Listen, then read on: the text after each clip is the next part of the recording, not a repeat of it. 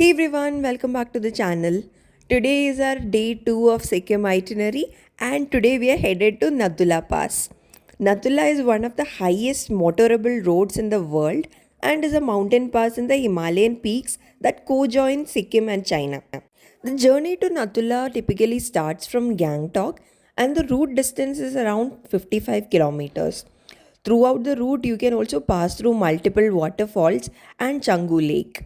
The travel time from Gangtok to Nathula Pass is about 3 to 4 hours. Now, Nathula Pass is a restricted area, and even Indian tourists will need a special permit to visit it. Indian nationals require something called an Inner Line Permit or ILP to travel to Nathula. This permit is issued by Sikkim Tourism Department and can only be arranged through a registered travel agency. So even if you don't have a package for Sikkim, at least for the day that you're spending in Nathula Pass, you will have to take a package from some travel agency that is based out of Gangtok. So we had already taken a package for the entire Sikkim itinerary. So our travel agency arranged the permit for us. If you don't have a package, you can go around any travel agency in Sikkim. You'll mostly find them near the MG Marg areas. There will be multiple tour offices. You can go there and just take a 1 day package to visit Nathula Pass. If you're planning to travel to Nathula Pass, make sure you contact the travel agency at least 24 hours before your travel. 48 hours before the travel will actually give them time to prepare everything. The travel agency will require the following documents from you to apply for the permit. The first one is a valid government issued ID proof. Now, the important thing to note here is that Aadhaar card is not accepted as a valid government ID proof here. You will have to either submit your driver's license, voter's ID, or passport. In our case, we did not need the hard copies of any documents. We just had to send soft copies to our travel agency and they were able to arrange the permit.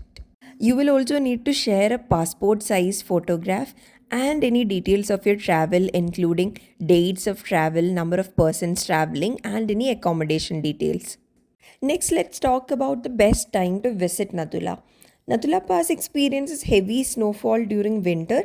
The temperature of this area may drop down to even minus 25 degrees Celsius. If you really love snow, you can visit Nathula Pass in winters while you're making sure you're wearing thick woolen garments. May to mid November is the summer season when the temperature ranges around 10 degrees Celsius, and that can be an ideal time to visit. Nathula Pass is not generally open for individual tourists, so you will need to join a group tour. The tours typically depart from Gangtok and involve a travel by a jeep or some other vehicle organized by the travel agency. For our travel, we had a Mahindra Xylo. Next, let's talk about the cost part. The cost to visit Nadula Pass can vary based on the travel agency, the package offered, and the time of the year. However, here is a general breakdown of the cost for Indian tourists. The Indian line permit is required to visit Nathula, and the cost of the permit is usually included in the package. If it is charged separately, it can range from 200 to 400 per person.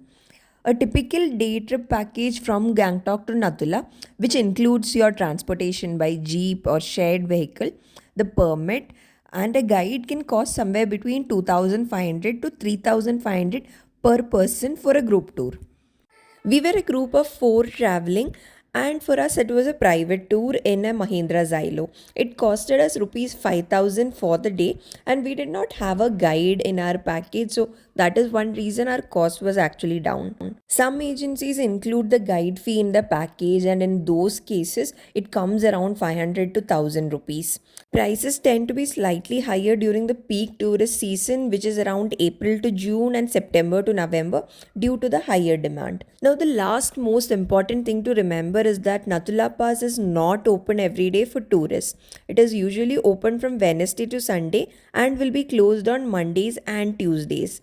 Your tours will start early in the morning and will last a few hours because the border has to close down during evenings.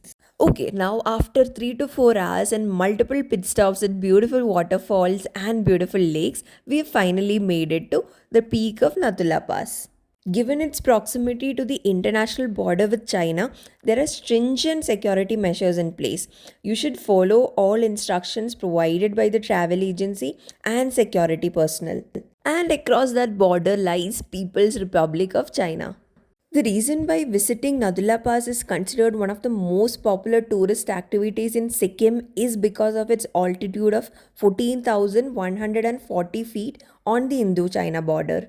Now the temperatures are really low here and the winds are very strong. So if you want to stay comfortable, make sure you're adequately layered. We were all wearing three layers and it felt like those three layers were not even enough. Our base layer was that of thermals. On top of thermals, we wore fleece top and fleece leggings, and on top of that, we wore our parka jackets or jackets which give a good amount of insulation. Apart from this, also make sure you wear something for your neck like a neck warmer, and for the ears, you need to either cover it with a muffler or some kind of a beanie cap. For your feet, if you can, always wear woolen socks and ones which are higher than your ankles.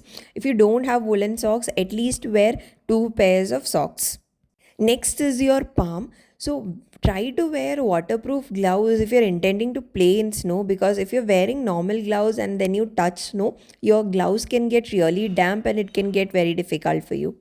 So now there is a lot of work involved in getting those permits and getting yourself layered, but all of that becomes worth it once you reach Nadula Pass. And actually, not even once you reach, the routes leading to Nadula itself are so beautiful. So all of this effort is going to be totally worth it throughout this journey.